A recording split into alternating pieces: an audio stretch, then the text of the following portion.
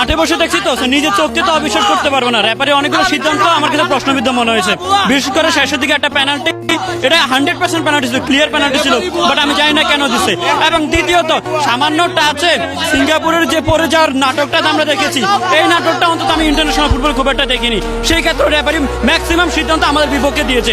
Even একটা জিনিস আমি নিজের চোখে দেখেছি, সেটা হচ্ছে ওদের একটা প্লেয়ার আমাদের ভিতরে ছিল, আর ওদের যখন বলটা পাস করলো আমাদের প্লেয়ার লাইন্সম্যানকে ডেকে বলতেছে ভাই এটা তো অফসাইড, তারপরে উনি কল দেওয়াটা অফসাইড। বুঝেন অবস্থাটা।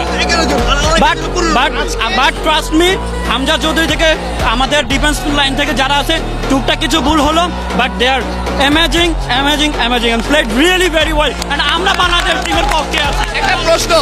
একটা প্রশ্ন তারেক কাজী ব্যথা পাওয়ার পর আবার ফিরে আসে তারেক কাজী, এই জিনিসটাকে আমরা এটাই দেশপ্রেম, সেই দেশপ্রেমের কারণে বিদেশ থেকে শত লাখ টাকা ছেড়ে এসে ওই বাংলাদেশে খেলতে পারে। এটাই দেশপ্রেম। এই দেশপ্রেমের কারণে বাংলাদেশের ফুটবল জাগরণ ইনশাল্লাহ হবেই।